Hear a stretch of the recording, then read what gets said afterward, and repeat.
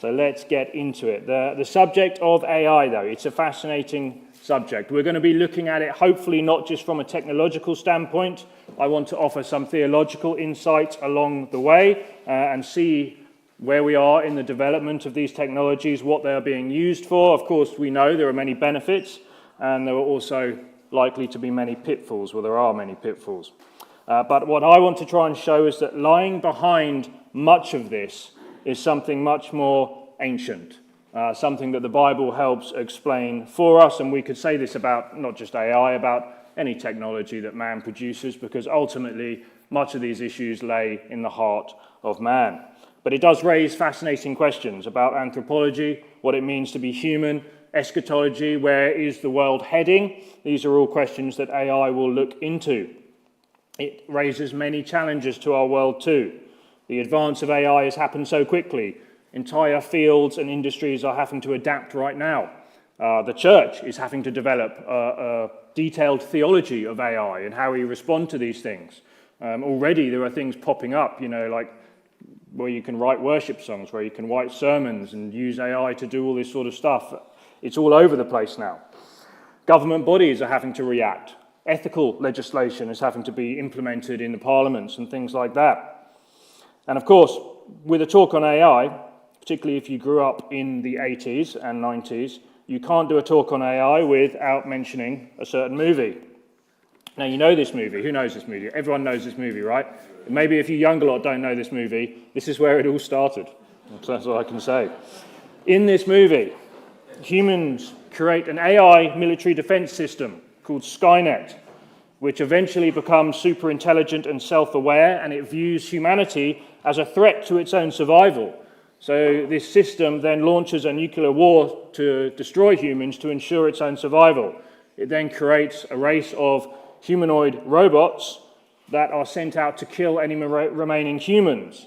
And as the story goes, there is one rebel leader at this time, and they send a cyborg robot back into time to kill this rebel leader's mum before he gives birth, yeah?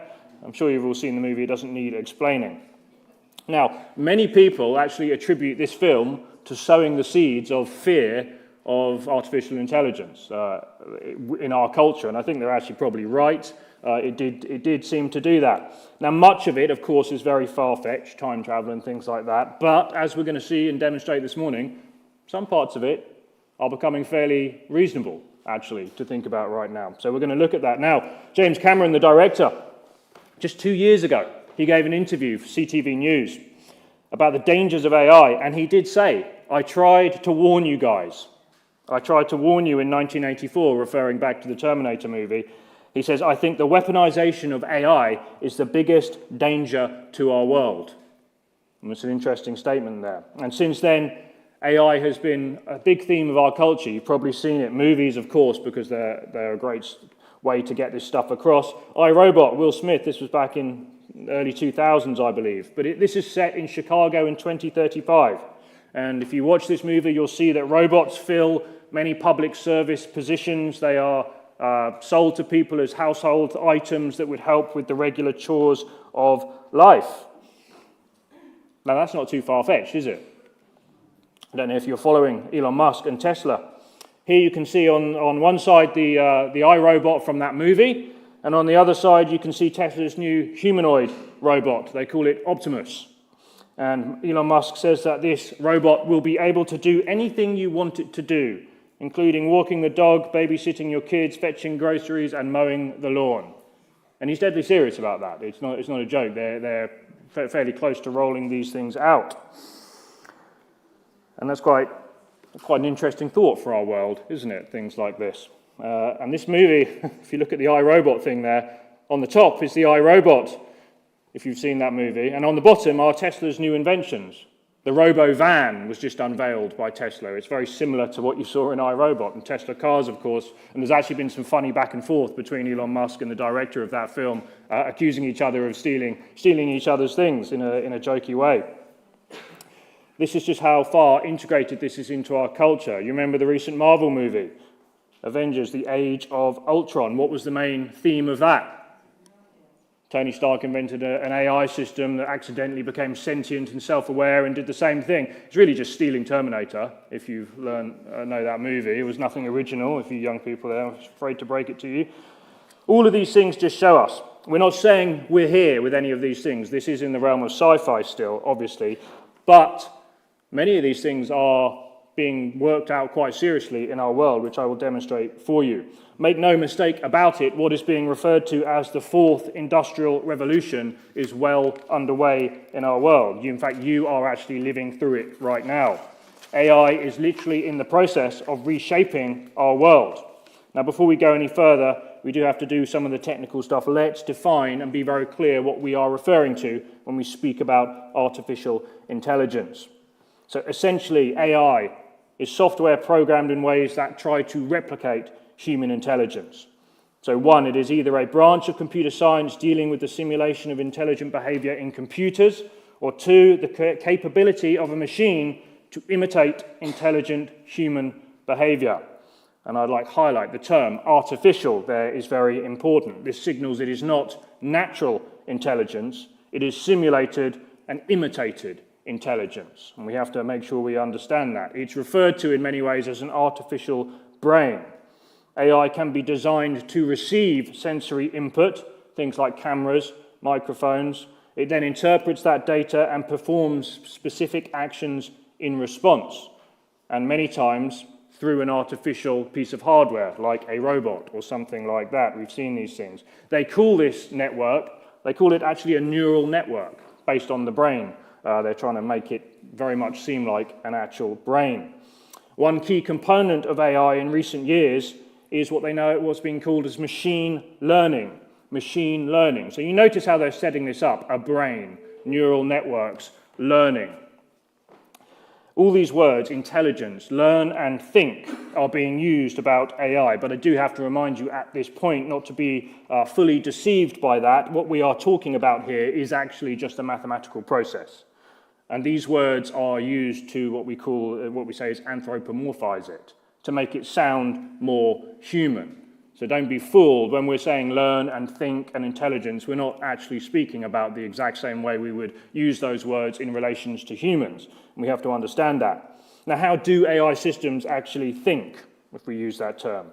Ultimately, it's because humans program them with sets of encoded directions. We call these algorithms. And they then instruct these systems to perform certain steps, and in response to these steps, they'll produce certain outputs and achieve certain goals. In the field of AI, there are two main types of artificial intelligence referred to. The first one is weak AI. It's called weak AI or narrow AI. And this is where the program is designed to attach itself and do very specific tasks. It's widespread. This is pretty much everything you see with AI today is what's referred to as weak or narrow AI. Solving problems with very predefined parameters and things like that. Everything is pretty much weak AI today. You may know ChatGPT. Everyone knows ChatGPT. If you're over 35, you just use it like Google. If you're under 35, you could probably take over the world with it. And that's what they say about ChatGPT. It's a very powerful piece of software. What actually is ChatGPT? It's basically an advanced chatbot, they call it there. That's where the chat comes from. The GPT stands for Generative Pre-trained Transformer. The transformer, that refers to the type of AI system, like what they call the neural network, the artificial brain. Pre-trained means that this program has already learned to function by analyzing massive sets of data. And that's an important thing to understand. When you type in your question to AI, it's pooling on massive resources of data that it has available through the AI, and therefore you must understand a lot of the data that you get is going to be biased towards certain worldviews, because it's pooling on data that is written by people at a certain point, and things like that. So it's not an objective source. Just understand that too. And then generative refers to the program's ability to create a human-like response, written materials, whatever it may be asking for. That's weak AI.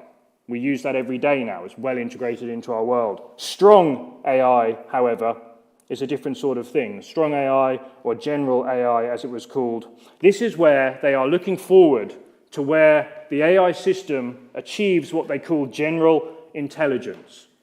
And that is the ability to not only code within it or give responses within its predefined parameters, but actually to make its own parameters based on its own responses, solving new problems. That's what they would kind of say a sentient being.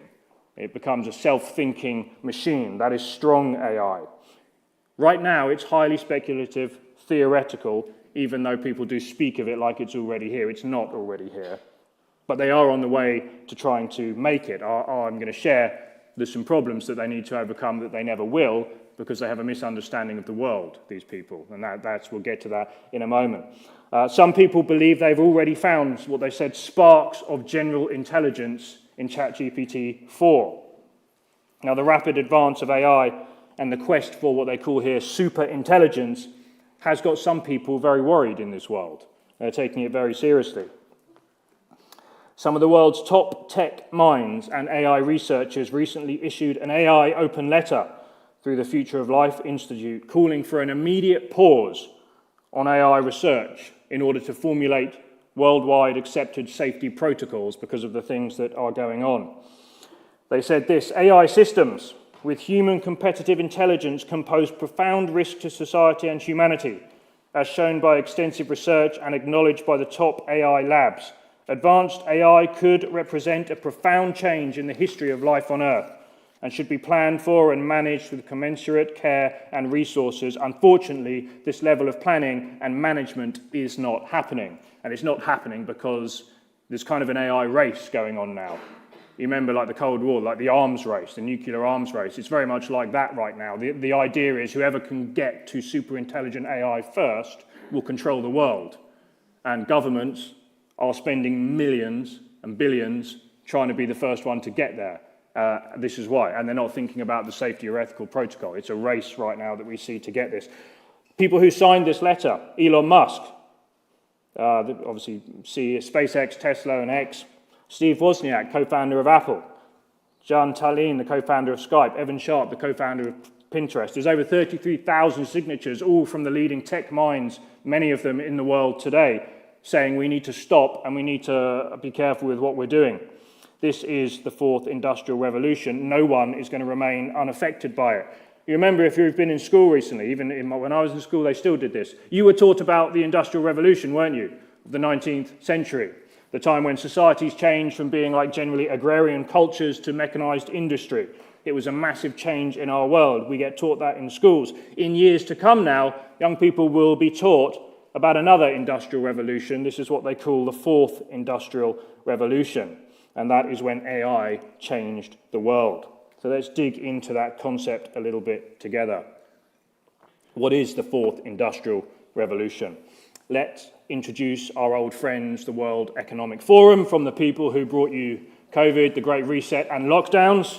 Our favourite group of people here. If you did our Revelation studies, we talked about them a lot. Unfortunately, they are heavily involved in this subject too. This is their website, the Fourth Industrial Revolution. They said it represents a fundamental change in the way we live, work, and relate to one another.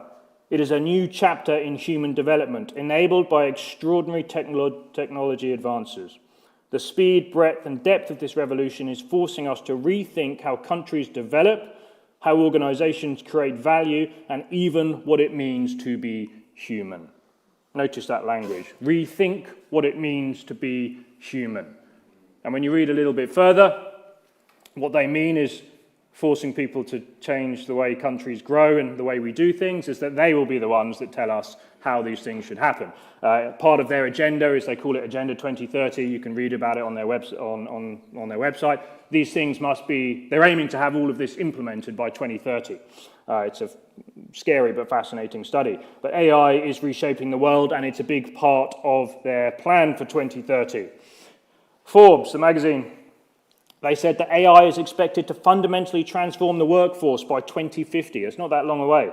Up to 60% of current jobs will require significant change or adaptation due to AI. And when you read about this in depth, you'll actually find that most people who are currently going through school and university, they're training for careers that are going to be obsolete within the next 20 years. So it's a waste of time in many ways. Goldman Sachs predicts that up to 50% of jobs could be fully automated by the year 2045, driven by generative AI and robotics. And we see this all over the world today. Hollywood, back in 2023 and even up until this day, you've probably seen there's lots of strikes going on in Hollywood, yeah? Now, previously, these were like writers' strikes, but that's not actually what they are today. The Screen Actors Guild, SAG as they call it, these strikes are over the use of AI, because Hollywood is now very concerned, celebrities are very concerned that people can simply take a picture of these actors and they can make their own movies. They don't even need the actor anymore. So they're trying to come up with laws in place to stop people using digitized images, voices of actors without their consent, and they're in the process of trying to write legislation for that. The music industry is not going to survive as in its present form, which has been around for a long time. Very recently, we saw Higgsfield Records produce. Higgsfield is an AI company, and they just released the first AI-only record company. You've probably seen, well, if you're young, you may have seen this girl online. Her name is Keon, or however that's pronounced. She is a K-pop singer. She has just signed a £50 million contract through Higgsfield Records, and she has a world tour upcoming, and she is AI. She is an AI singer. And her videos, you go around and you can even use her to make your own videos. And it's massive, massive money. It marks the beginning of a new era in music. And like I said, billions of pounds is already being thrown about this. So it's just another area of our life that is going to change dramatically as we move forward. Many of you have probably listened to podcasts. Another AI company called Inception Point. AI companies are popping up all over the place now. They're a podcast developer. You can record a podcast, give it a script, and it now produces it into a video, and you get these three, you choose up to 50 different hosts. These are three of their most popular that they made into celebrities. One is called Claire Deliche. She does cooking shows. The Gardener, Nigel Thistledown, and Ollie Bennett, who does sports. And these are all celebrities in their own rights now.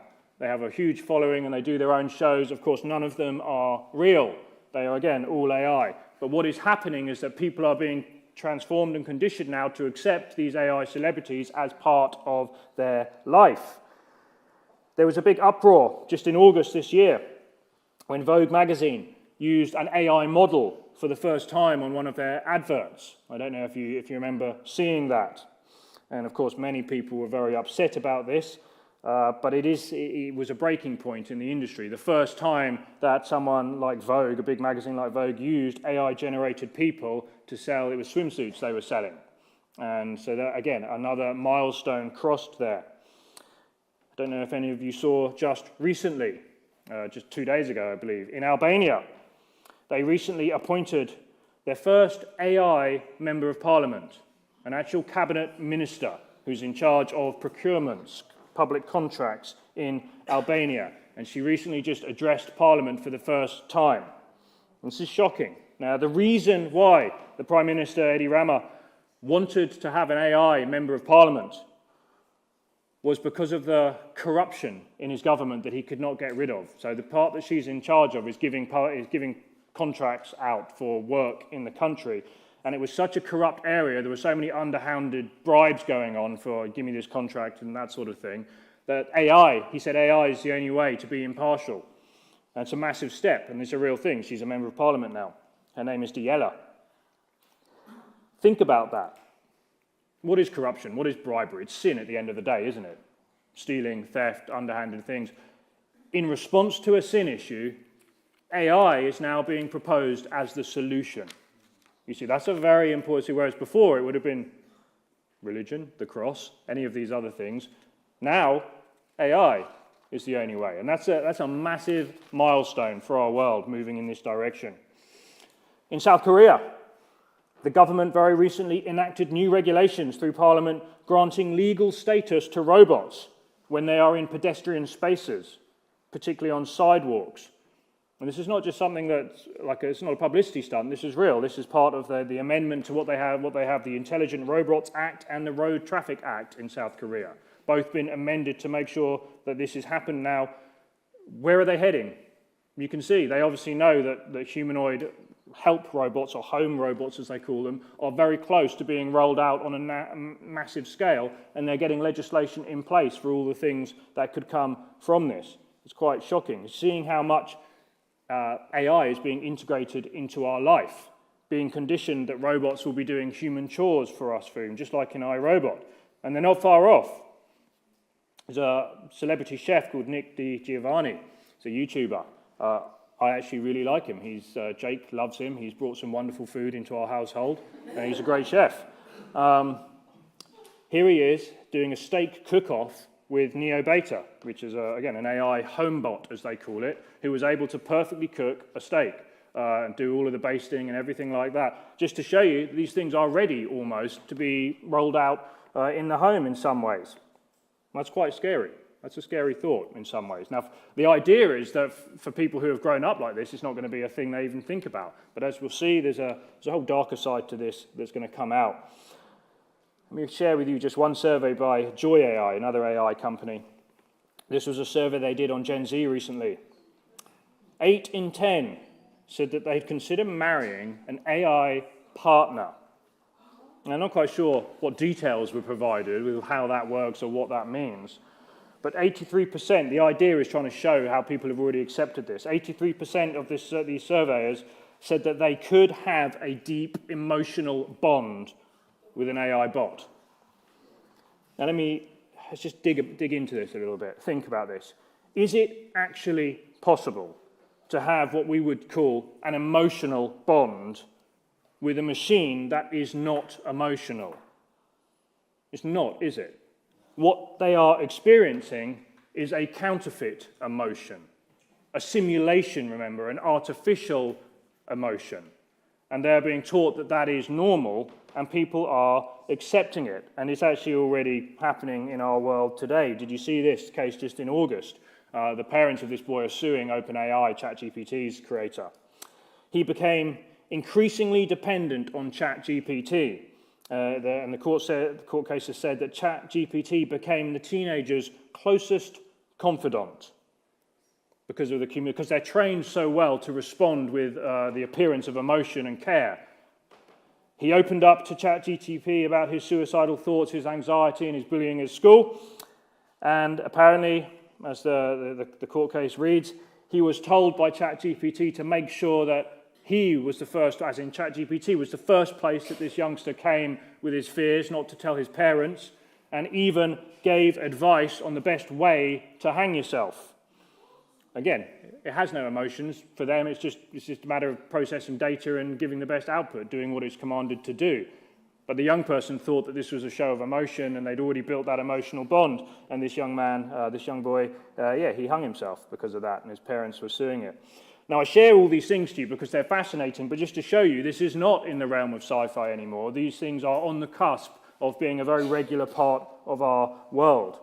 And we must ask ourselves, what is the future of such things? Now, of course, because of the movies I mentioned in the beginning, we go immediately, don't we, to these dystopian futures of sci-fi, like I've mentioned.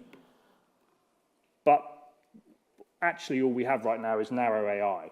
You see, there's a big chasm between superintelligence and what is just something designed to appear intelligence. And we must, again, understand that. But there are two dystopian futures that are popular in our world. They have been since the 80s. I want to share them with you. I shared a little bit of one of these with you the other week, or maybe last week. And we'll talk about the visions that they had of the future. I'm sure many of you have heard of George Orwell's 1984. That is a very popular book. It's what you class as social science fiction. The idea in Orwell's book was the world is taken over by a totalitarian regime, a big state that's run with surveillance and Big Brother, a thought police, a ministry in charge of education and those types of things. You've probably seen that. It is referenced quite a lot in our culture. There was another book in 1932, Aldous Huxley's Brave New World. It's still very popular, but it doesn't get as much talk as 1984. It's another sort of dystopian future, except this one is achieved by psychological manipulation and classical conditioning. I'm going to read to you, there was a book written by a man named Neil Postman called Amusing Ourselves to Death. It's a very good book. Everyone should read it if you can, if you're looking into these things. And he warns about these types of cultures, and he's comparing it to the world that he was writing. And he was actually referring to the rise of just TV and media and those things, let alone AI. But listen to his analysis. Sorry, it's a longer quote, but it's very good. Stay with me. He said, Orwell warns that we will be overcome by an externally imposed oppression. But in Huxley's vision, no big brother is required to deprive people of their autonomy, maturity, and history. As he saw it, people will come to love their oppression, to adore the technologies that undo their capacities to think. What Orwell feared was they would ban books. What Huxley feared was that there would be no reason to ban a book, for there would be no one who wanted to read one. Orwell feared that those who would deprive us of information. Huxley feared that those who would give us so much that we would be reduced to passivity and egoism.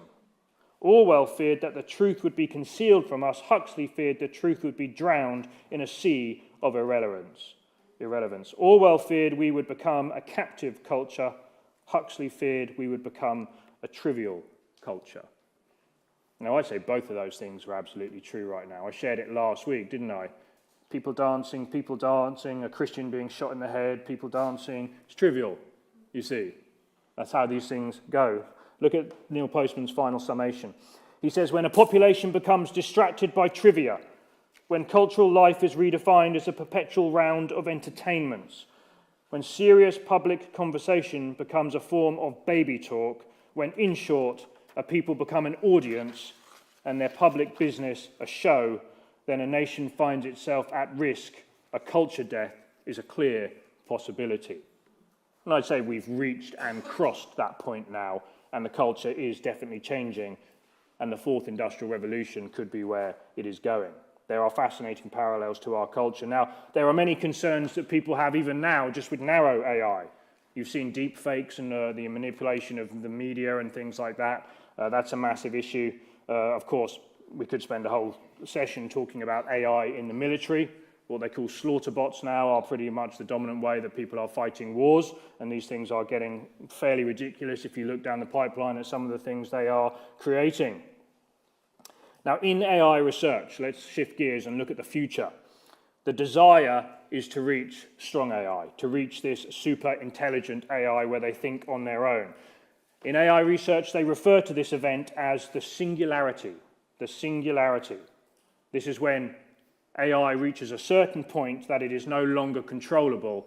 It's unstoppable at that point. AI takes on a life of its own. They take that term, the singularity. If you've done physics before, you may have heard that term. It's a Big Bang cosmology where you get that term. It refers to the point when all the laws of physics break down. It's almost like one of these actually hypothetical things that physicists have, because they go into this realm. In order for Big Bang cosmology to work, you need a point where the laws of physics no longer apply, so they come up with this singularity, supposedly the point where everything burst into existence. And this is, they're using that to say AI is going to get to the same point where it's no longer, we don't understand what's happening, it's only AI that does it. Super intelligence, as they say. It's a crazy thing. Leading AI expert, Google's director of engineering, Ray Kurzweil, he has a book called The Singularity is Near, When Humans Transcend Biology. And he unpacks his belief about the future of AI robots overtaking humans. He says the non-biological portion of our intelligence will predominate. This is not a sci-fi writer. This is Google's director of engineering. This is what he's writing. Scientific American, a recent opinion piece published in this magazine. Once AI systems are built into robots, they will be able to act in the real world rather than only the virtual world, with the same degree of superintelligence, and will of course be able to replicate and improve themselves at a superhuman pace. Any defenses or protections we attempt to build into these AI gods on their way towards godhood will be anticipated and neutralized with ease by AI once it reaches superintelligence status. A Scientific American. I want you to start picking up on this language. AI gods. It comes up a lot. Now, we're going to start looking at this. What is this view that I've just read here? What is this called? You've probably heard of this. It's called transhumanism. Have you heard that movement? Okay, it's kind of like the cutting edge of AI research at the moment, transhumanism.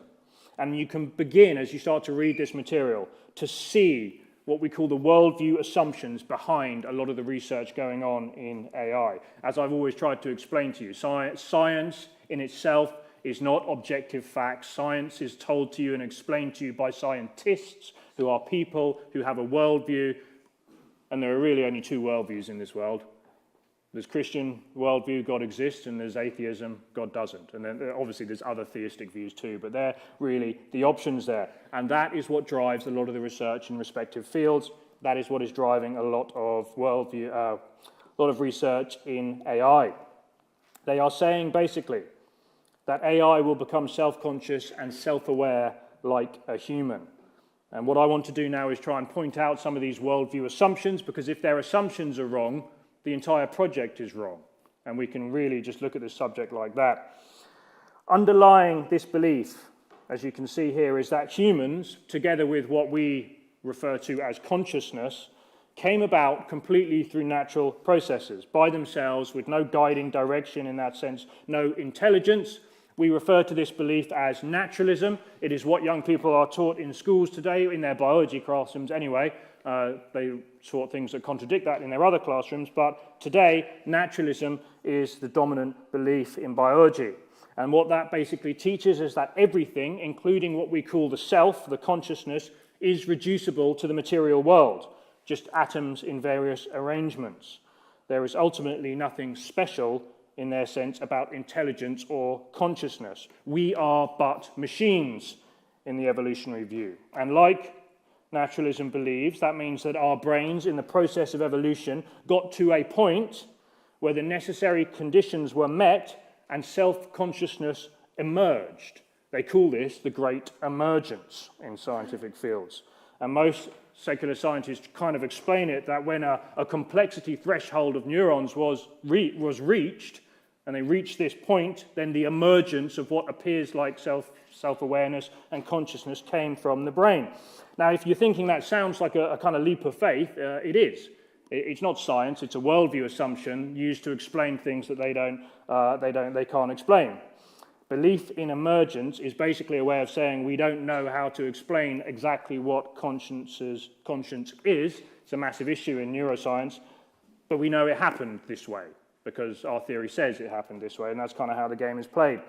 Leading transhumanist philosopher Nick Bostrom, he clarifies and makes it very clear. He says transhumanism is a naturalistic outlook with its roots in secular humanist thinking. That's basically what he means there. If you've done any debating in the new atheist debates, you remember Michael Ruse was someone who's always quoted. He's a very popular atheist. And he's very clear. Evolution is a religion. This was true of evolution in the beginning, and it is true of evolution still today. And I hate to break it to you, if you are under the impression that evolution is just a scientific field, you have not dug into it enough, and you have been fooled by the language and the semantic games that these people play. Here is a very honest leading evolutionist of the day being very clear about it. He is fully aware that evolution is a religion. And what he means by that, it is a worldview. It's a system that tries to explain everything in the world, but the key thing about it, it's a message of creation, but without God. So it's an anti-God worldview and religion. That's the idea behind evolution, if you're not aware of that. Physicist and cosmologist Max Tegmark, who's also a leader in AI research, he said this: in creating AI, we are birthing a new form of life with unlimited potential for good or for ill. Now that's very interesting language, isn't it? We are birthing a new form of life. In 2003, Elon Musk warned that Google co-founder Larry Page was trying to build a digital super intelligence, basically, he said, a digital god, if you will, as soon as possible. And this is some of the reasons why he is calling for a stop on all AI research, because of these things. Let's just use another author who's a leader in this field to illustrate where this is actually headed. Many of you have probably heard of Yuval Harari. His books have been on the New York Times bestseller list for a long time now. He's best known for that book, Sapiens, there, which is the beginning of the story, as he calls it. It's a chronicle of the supposed rise of evolutionary history. But he's more interested in the second book, actually, which he has called Homo Deus, That is Latin, and it means the God-man. God-man. And this is his look at the history of tomorrow. He's looking forward to where we are going. Now, in this book, he says this: having raised humanity above the beastly level of survival struggles, we will now aim to upgrade humans into gods and turn Homo sapiens into Homo Deus. And when he says gods, he's not talking about the Christian conception of God like a supernatural spirit being like that. He's referring more to something equivalent to like a Greek titan, like a human thing that has obviously special powers and therefore has control over other people. That's the kind of idea he's getting at there. Homo Deus, the God-man. Now, in his naturalistic, evolutionary, transhumanist worldview, remember, humans are just a bunch of algorithms. Very complex, but that is basically what we are, a bunch of algorithms. His thinking, and the thinking of the AI research going into this, is that if biological machines, us, at a certain point reached complexity and we became self-aware and consciousness emerged, if our algorithms are good enough to do that, what is stopping inorganic algorithms from doing the same thing at a certain point when they become complex enough? That's the point, the singularity that I was teaching you about. He just considers that to be the next natural stage of human evolution. Now, the obvious irony is lost on these people that they posit that biological evolution was a completely undirected process, strictly no intelligence allowed, but of course AI research completely reliant on human intelligence at the beginning point of it to get it going. Putting that irony to the side, he says this: as long as the calculations remain valid, what does it matter whether the algorithms are manifested in carbon, us, or silicon, computers? Death, for him, is simply a technical issue that needs to be solved with technical solutions. Every technical problem has a technical solution. We don't need to wait for some second coming to overcome death. And you can tell his slight jab there at the Christian religion coming through there. Now, what is the end game of this scenario? This is where it gets very fascinating. Yuval Harari is a leading contributor to the World Economic Forum. That's probably where you've seen him write a lot of his stuff, and that is not coincidental. If you look into the beliefs of the World Economic Forum, they are what you call neo-Marxist in nature. That means that they advocate for increased governmental control of economies through corporations, through governments working with large private companies, partnerships, to push society towards their desired goals. And the government, them, would control everything. All the things you've heard in the news, 15-minute cities, you know, those concepts there, no private property, the redistribution of rich people's wealth is a way of accomplishing this. All these subtle things that they try and teach you are very good and benevolent. These are all part of this system here. Harari concurs with this way of thinking, and in Homo Deus, he actually writes that the goal of government has evolved too and has now morphed, and it is the government's responsibility to provide people with happiness. Now think about that. Now, to ensure this, Harari argues that in order to assure that everybody is happy, sounds so wonderful, we do need a global government. That's what they say. That is the idea here. And in this book, Homo Deus, he advocates he has two options. One is a chemical solution, and he actually advocates governments administering drugs that will induce people to be happy. I find that fascinating because if you ever read the book of Revelation, you'll notice, like, this book speaks about the future. There's a very unusual verse that talks about God judging people for their use of pharmakia, which is the word pharmacy, is the word drugs. And obviously we think about, are they talking about like, you know, fentanyl or meth or whatever it may be? Maybe it's not that. You know, maybe it's something like he's proposing here. I just find that interesting. But the other option, he says, is through bioengineering, by turning humans into godlike cyborgs. He's talking about Homo Deus here. That is transhumanism in a nutshell. Now, you may think this sounds absolutely crazy. It's one of the largest government spending things in the world today. The governments are racing to try and be the first one to get this sort of technology. Let me summarize this worldview, the future of AI research. It is a worldview that attempts to posit humans in the role of creator, as it said, birthing a new species. Their aim is to give new life to humanity, creating a God-man figure who will rule over what they call a technocracy, that basically means a kingdom state ruled over by technology, who will have superior knowledge, power, and control over every aspect of life. And regular humans, the unevolved, not the elite, must obey in order to function in their society. When you really dig underneath, that's what they're proposing. You see, we think we're so clever, humans. And I would say that scenario is nothing new. I'm going to argue that that is, in fact, one of the most ancient problems we've seen in this world, explained for us right back in the book of Genesis. Genesis chapter 3, when Satan first deceived mankind. It says, the serpent was more crafty than any beast of the field which the Lord God had made. And he said to the woman, indeed, has God said, you shall not eat from any tree of the garden? The serpent said to the woman, you surely will not die, for God knows that in the day you eat from it, your eyes will be opened and you will be like God, knowing good from evil. The first lie of Satan to mankind was opposing his word, telling them that death is not a problem and that they will be like God. And ever since Satan put those seeds in the world, mankind has been on a quest to elevate himself to be like God. Study dictators, study governments through history. It's always been there. No more than in a few chapters into the book of Revelation, we come to the story of the Tower of Babel. Mankind in his rebellion, seeking to build a monument up into the heavens to make a name for themselves.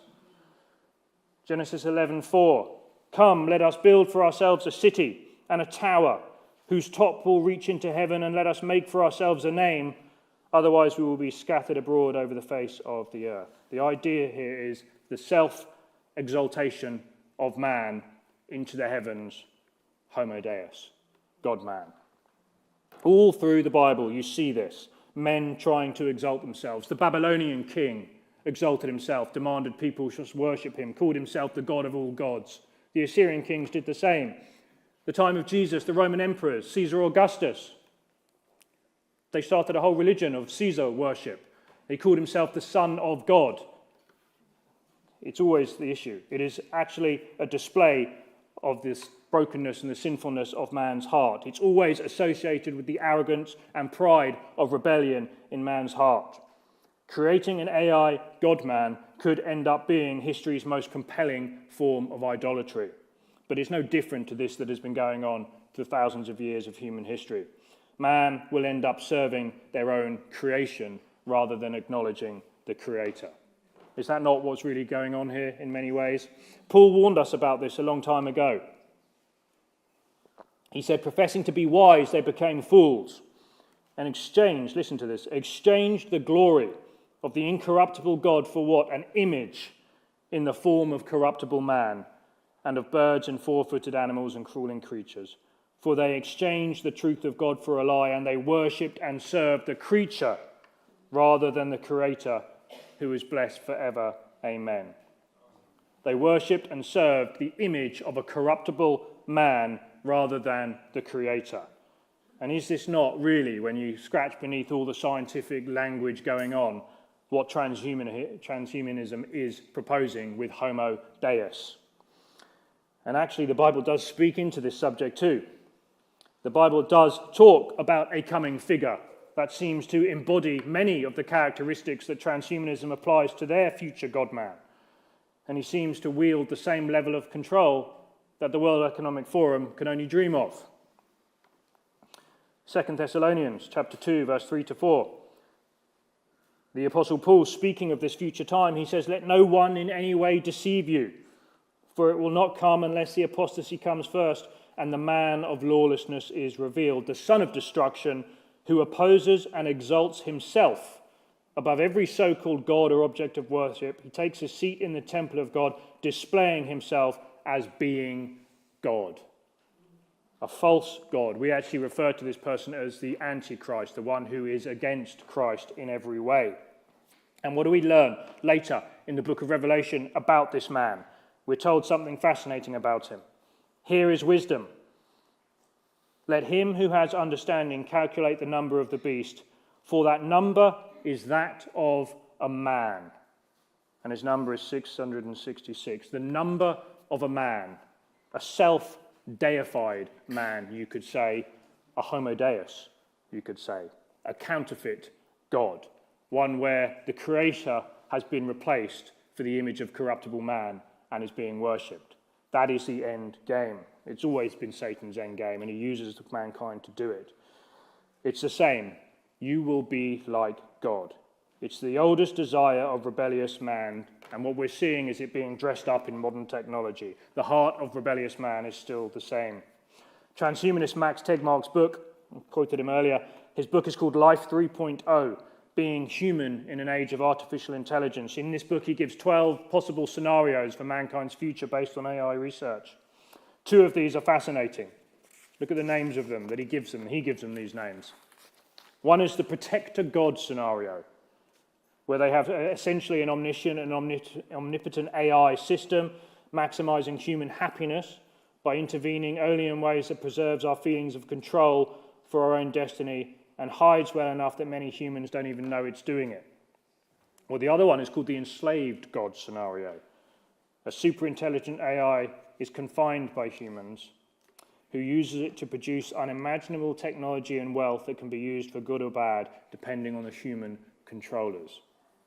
Both of those are probably part of what is happening right now. And people are, again, like I said, people are spending billions, if not trillions, trying to get to this goal. However, we have to remind ourselves, the Bible teaches that it is not man that is supposed to be the image that is worshipped. It is God that is worshipped. Man is simply made in the image of God. This is the difference, you see. You all know these verses, Genesis 1, 26 and 27. God said, "Let us make man in our image. According to our likeness, let them rule over the fish of the sea, the birds of the sky," and on and on. And in verse 27 it says, "God created man in his own image. In the image of God he created him, male and female he created them." God says when he created humanity here, he linked together intelligence and consciousness into one living being. Why? Because he himself is intelligent and conscious, and we are made in his image. There is a part of humanity that is supernatural that you cannot and they never will be able to replicate with machines. At best, they can imitate it or counterfeit it. We are not machines. Our brains are not just algorithms. We are not just matter in motion. We are both material and immaterial beings. This part of life, as we call it, comes from God, the source of all life, and it will never be replicated by machines. Genesis 2, verse 7, the Lord God formed man from the dust of the ground, and what did it say? He breathed into his nostrils the breath of life, and man became a living being. That is God and God alone that can do that. Robert J. Marks, pioneer in computer intelligence and this whole field, but he's not writing in the transhumanist area. He wrote a book called What You Do That Artificial Intelligence Never Will. And he argues that algorithmic computations can never produce any of the things that are actually true about human consciousness, free will, self-awareness, these types of things. He says it's one thing to describe, simulate, or impersonate. It is entirely another to reproduce, and that's something you need to take to heart here. Our self-consciousness, or our consciousness as we call it, has a supernatural origin, and it transcends simply the neurons in our brains. This is why, for Christianity, death is not just a technical problem waiting a technical solution. You see, after death, when the hardware, you could say, is gone, the Bible teaches that we will all stand before God in judgment, fully aware of who we are and what we have done. And inasmuch as it is appointed for men to die once, and after this comes judgment, proving that we are more than just our brains, we are more than just the hardware. We have this immaterial element of our body, our souls too, which is what Jesus tells us are the most precious thing. Remember, we've studied that recently on Sunday mornings. The entire premise and worldview of the transhumanists and many in AI research starts from a wrong premise. It's a flawed narrative because it gets the beginning wrong. It posits a creation without God, and it starts off in that way. It operates in a denial of God as the ultimate reality and creator. And thus, if you notice and read it carefully, it must reverse everything. They are seeking super intelligence and godhood as the end result of human evolution, whereas it's actually the complete opposite way. It was actually a super intelligence at the beginning that started the whole process. It existed, the Lord, the mind existed before matter, It existed in the beginning.